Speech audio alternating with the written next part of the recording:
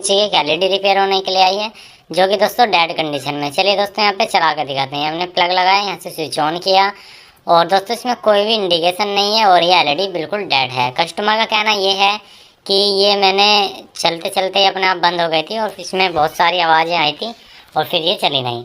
तो दोस्तों हमने जैसे इसका बैक साइड खोला, हमने देखा कि इसमें कोई रेड इंडिकेशन जो होता है वो नहीं आ रहा है और इसका जो बोर्ड है उसमें काफ़ी सारा आइटम जला हुआ है।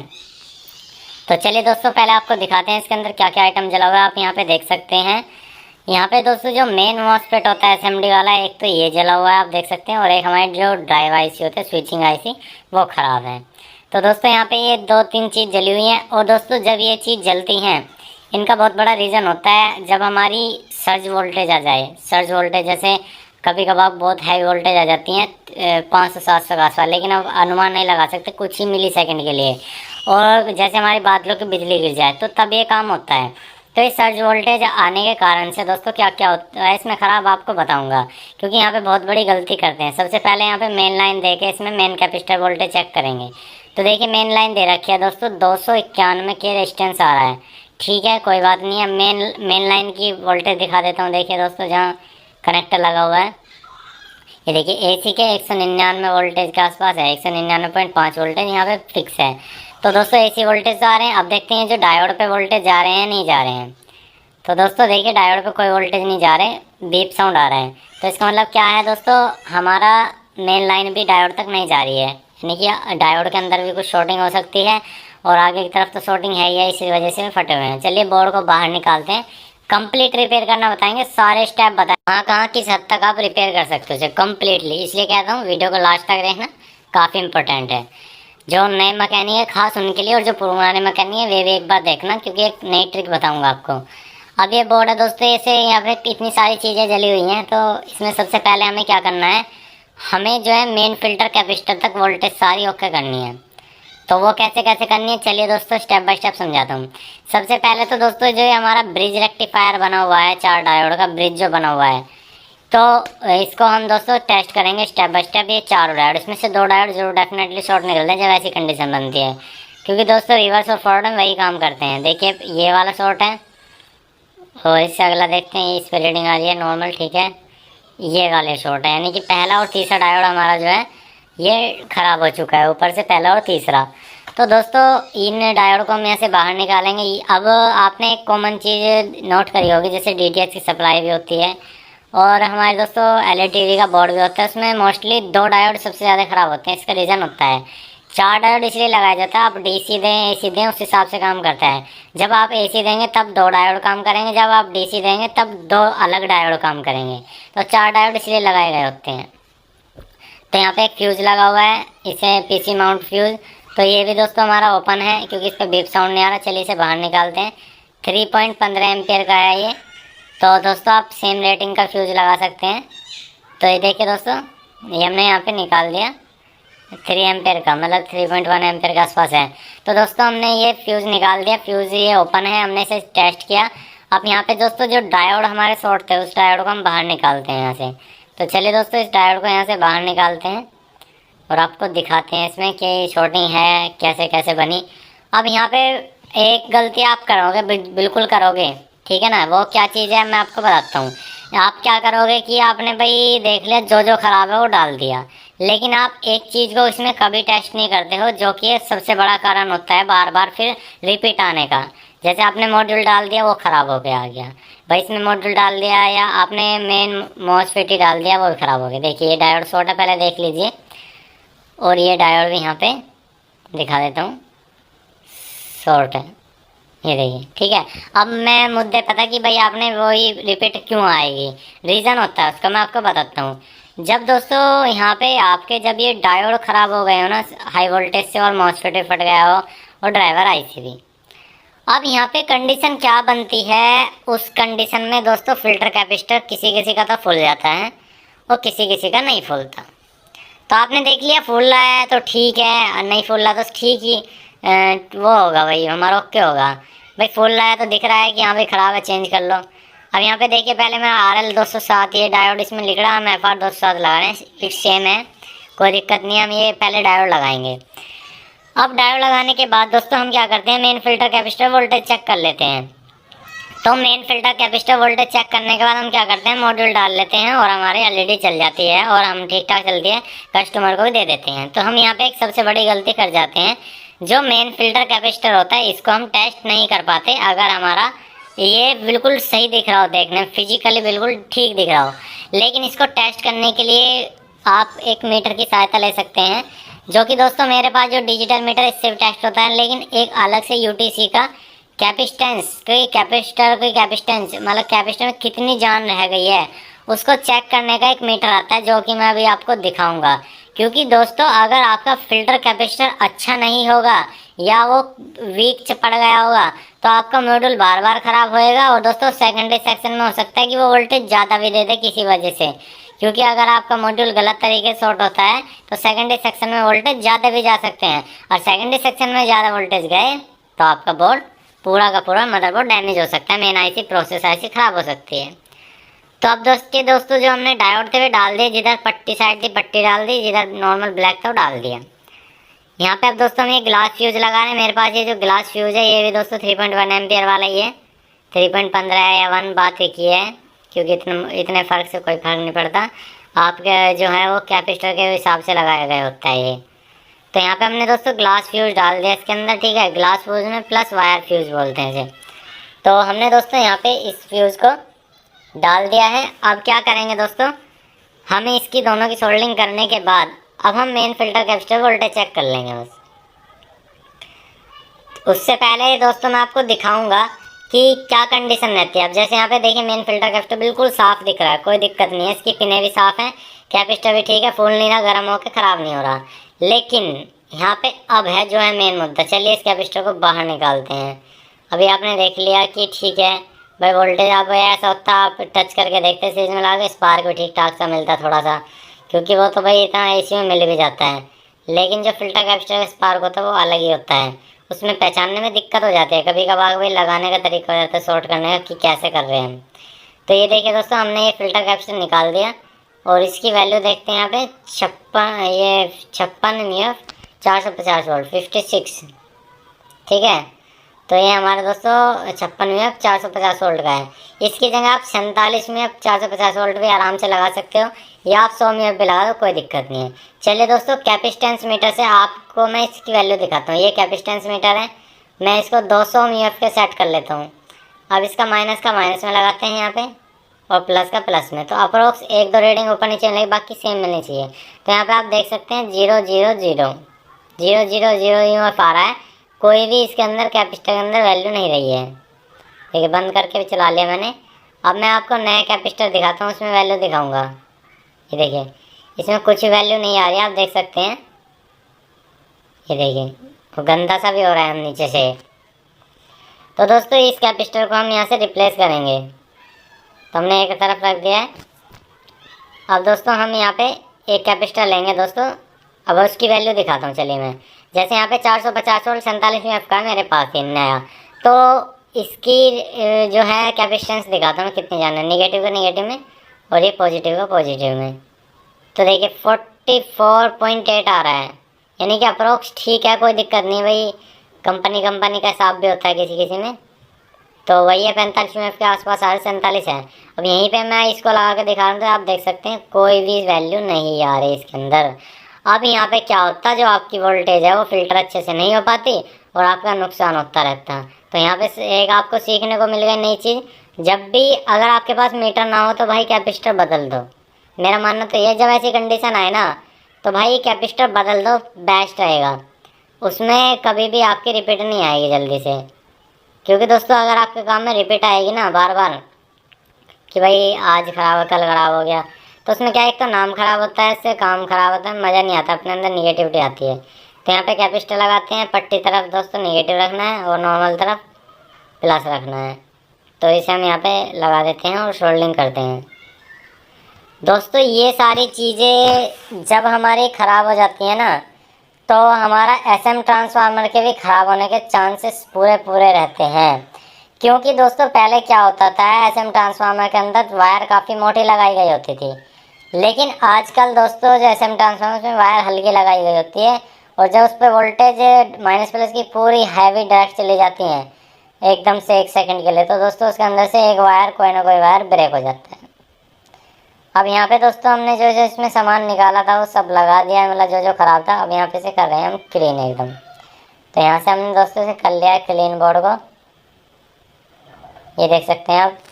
ठीक है, अब फिल्टर कैपेसिटर वोल्टेज चेक करेंगे हम दोस्तों मेन सप्लाई दे करके इसके अंदर। तो यहाँ पे अब ड्राइवर सेक्शन और इसकी भी आईसी एक बार निकाल लेते हैं, क्योंकि बार बार फ्यूज जुड़े, इसलिए यहाँ पे इसका हम दोस्तों ड्राइवर आईसी जो है वो, और जो मेन मॉसफेट है इसका ये सप्लाई का से निकाल देते हैं। तो हमने ये दोस्तों मेन मॉसफेट निकाल दिया, और यहाँ पे इसकी ड्राइवर आईसी है, स्विचिंग आईसी, इसको मॉसफेट को ट्रिगर कराने के लिए। और यहाँ पे हल्का सा हमने दोस्तों पेट्रोल थिनर का मिश्रण डाला और इसे यहाँ से क्लीन कर दिया। ठीक है,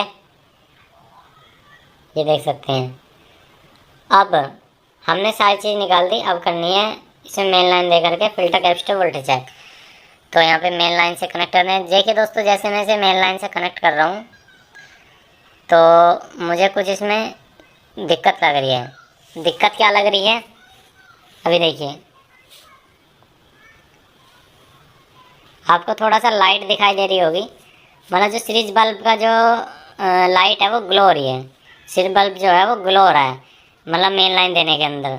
तो हम क्या करेंगे दोस्तों, एक बार जो पीटीसी लगा हुआ है, ये पीटीसी लगा, पहले फिल्टर कैपेसिटर वोल्टेज चेक करते हैं। 43 वोल्ट आ रहे हैं डीसी के, 39। तो यहाँ पे जो है ना दोस्तों, हमें अभी क्या करना है, ये चारों डायोड एक बार फिर से चेक कर लेने हैं। देखिए शॉर्टिंग नहीं है, लेकिन फिर भी इसके अंदर कोई ना कोई शॉर्टिंग आ रही है। तो अब क्या करना है भाई, जैसे हमारे चारों डायोड से जो लाइन निकली उसमें क्या है, इसके पॉजिटिव से एक पीटीसी लगा हुआ है, इसके पॉजिटिव से एक पीटीसी लगा हुआ है। तो हम इसे दोस्तों निकाल देंगे तो हमारी पॉजिटिव की लाइन जो है वो क्लियर हो जाएगी। भाई अगर आगे शॉर्टिंग होगी तो हमारा दोस्तों यहाँ से क्लियर हो जाएगा इसे निकालते ही। अगर आगे शॉर्टिंग नहीं होगी तो फिर दिक्कत है। तो ये देखिए दोस्तों, जैसे हमने मेन लाइन में प्लग लगाया तो अब शॉर्टिंग नहीं दिखा रहा है। तो डायोड से आगे तो फिल्टर कैपेसिटर लगा होता है, तो फिल्टर कैपेसिटर को चेक करेंगे। तो यहाँ पे अगर आप देखेंगे तो दोस्तों जो हमारा फिल्टर कैपेसिटर है ये थोड़ा उल्टा लग चुका है, क्योंकि इसमें पट्टी भी दे रखी है, साथ ही साथ लाइन भी दे रखी है। तो हमने लाइन पे ध्यान नहीं दिया है, हमने पट्टी की तरफ निगेटिव लगा दिया। वैसे डायोड का जो पट्टी वाला सिरा आता है वो पॉजिटिव निकालता है, आउट करता है। तो वो आप दोस्तों देख सकते हैं फिल्टर कैपेसिटर के हिसाब से कि कौन सा पॉजिटिव है कौन सा निगेटिव है। ठीक है, जो डायोड का ब्लैक एरिया एक तरफ होता है ना, दो लाइन, तो यहाँ पे देखिए पट्टी की तरफ हमने जहाँ पे लाइन लाइन खींची हुई है माइनस की, इधर की तरफ हमने कैपेसिटर बदला है। भाई ये कैपेसिटर उल्टा लग चुका था। गलती हो जाती है दोस्तों, सभी से हो जाती है, ऐसी बात नहीं है। हम तो बिल्कुल लाइव बना रहे हैं, कोई काटा पिट्टी करने थे, जो होता है आपके साथ ही करते हैं। तो यहाँ पे जो है इसकी लैग को यहाँ पे कट कर लिया एक्स्ट्रा। तो यहाँ पे आप दोस्तों सोल्डिंग करेंगे, तो यहाँ पे हमने सोल्डिंग कर दी है।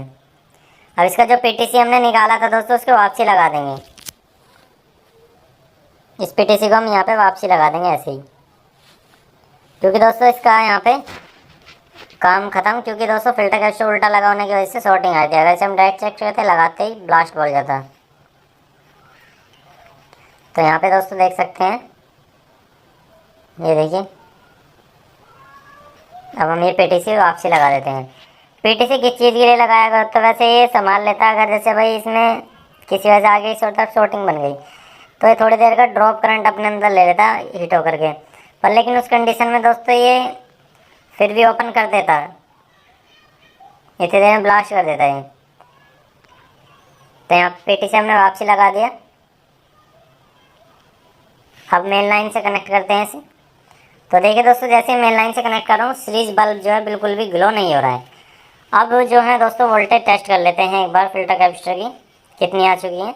200 प्लस आनी चाहिए। तो 278 के आसपास वोल्टेज आ गई हैं। ये देखिए 278 279 के आसपास यहाँ पे देख सकते हैं वोल्टेज आ गई है। तो इसका मतलब जो फिल्टर कैपेसिटर था वोल्टेज क्लियर है। अब हमारा दोस्तों आगे का काम इसमें करने के लिए हम तैयार हैं। यहाँ तक अपना काम कंप्लीट करना है। देखिए कितना अच्छा स्पार्क आ रहा है, ठीक है ना, कोई दिक्कत नहीं है।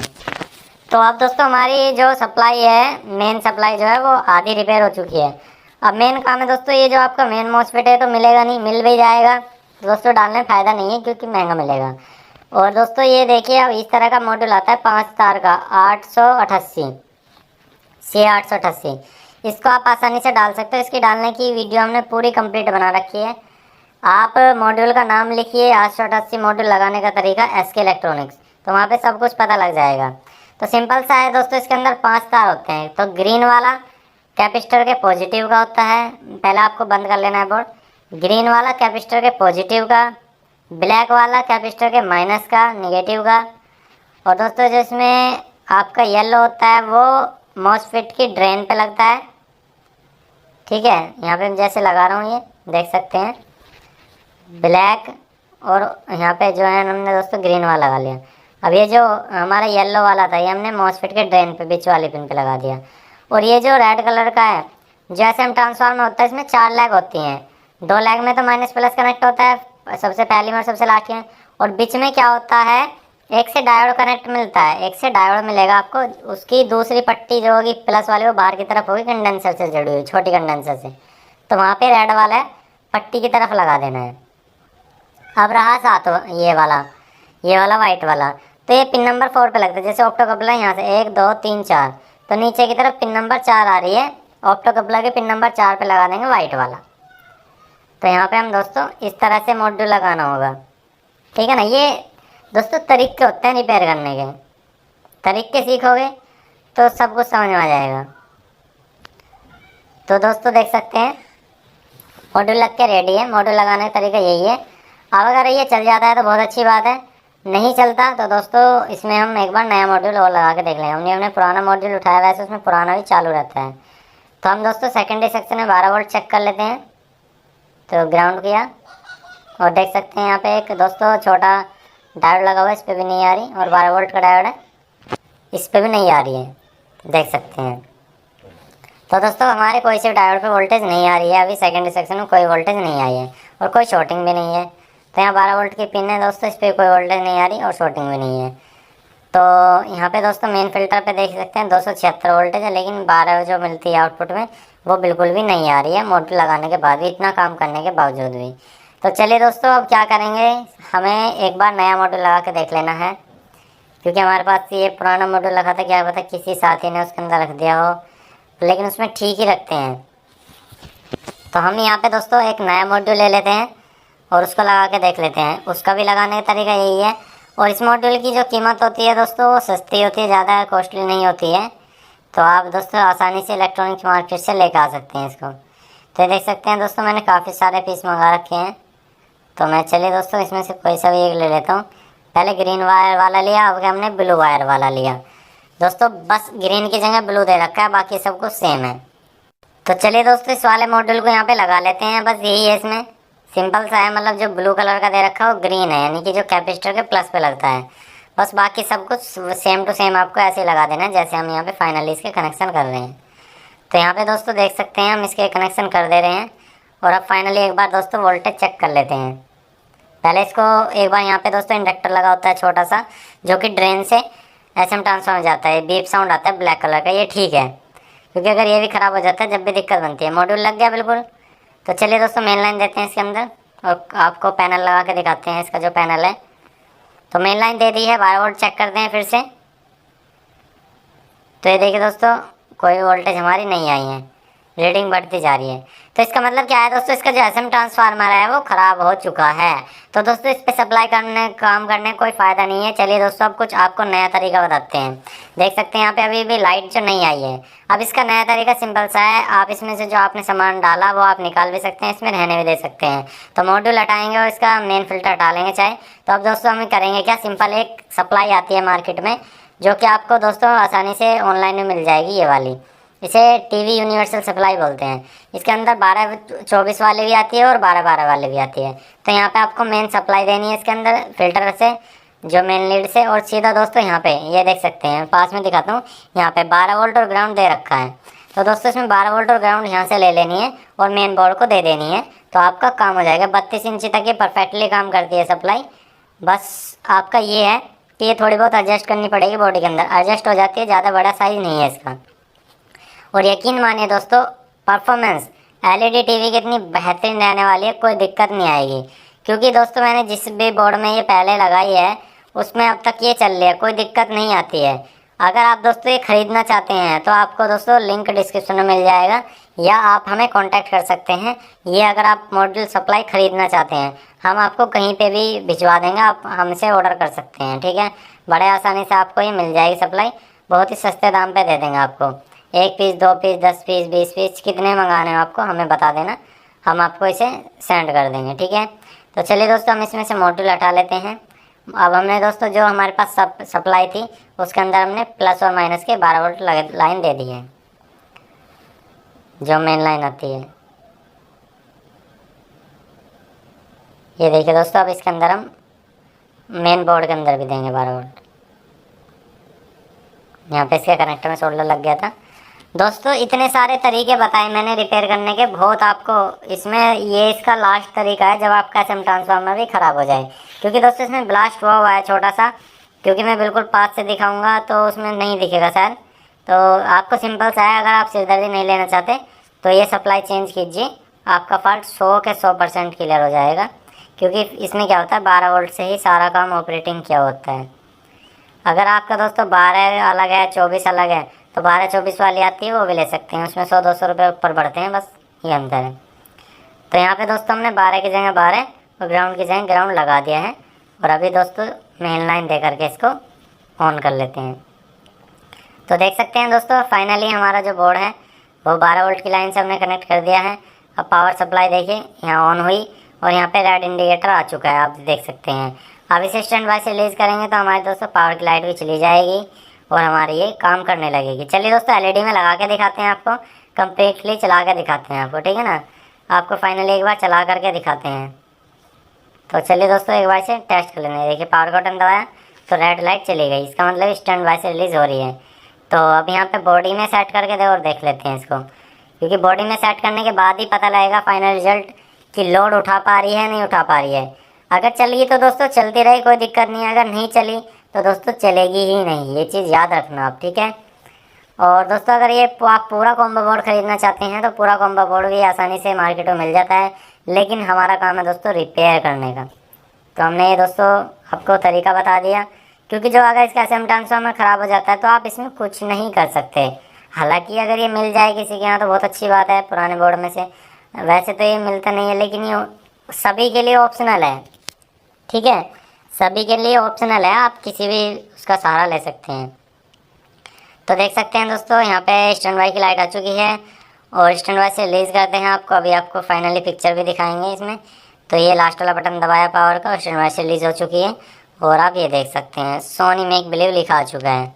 कॉपी है वैसे तो एलईडी पर, लेकिन जो एलईडी परफेक्टली काम कर रही है, आप देख सकते हैं। तो दोस्तों आपको वीडियो कैसी लगी प्लीज़ हमें कमेंट में जरूर बता देना। वीडियो को लाइक कर देना, अपने चैनल को सब्सक्राइब कर लेना। Thank you.